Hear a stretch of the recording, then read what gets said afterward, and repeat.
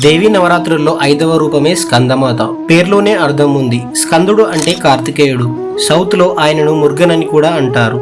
అందువల్ల అమ్మవారు ఈ రోజు తల్లి రూపంలో ఆరాధింపబడతారు. స్కందమాత రూపంలో ప్రత్యేకత ఏమిటంటే, ఒక బిడ్డ పుట్టిన దగ్గర నుంచి పెరిగి శక్తివంతుడుగా మారే వరకు ఒక తల్లి చేసే బాధ్యతకు ప్రత్యేకత. శివుని తేజం నుంచి జన్మించిన స్కందుడు తల్లి కరుణతో, తల్లి రక్షణతో పెరిగి చివరికి తారకాసుడిని సంహరించాడు.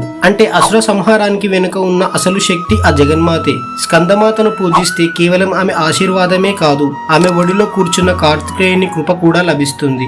అందుకే ఈ రోజు చేసే పూజ జ్ఞానం, ధైర్యం, రక్షణ ఈ మూడు కలిపి ఒక ఆశీర్వాదం అవుతుంది. సింపుల్ గా చెప్పాలంటే ఒక తల్లి ఎంత పవర్ఫుల్ అనేది ఈ రూపంలో చెప్తుంది. ఇది డే 5 సీక్రెట్. కానీ డే 6 లో అమ్మాయిల పెళ్లి కోసం పూజించే కాత్యాయని దేవి వెనక ఉన్న అసలు తాంత్రిక రహస్యం చెప్తాను. అస్సలు మిస్ అవ్వకండి. అంతవరకు మన ఛానల్ ని సబ్స్క్రైబ్ చేసుకోండి.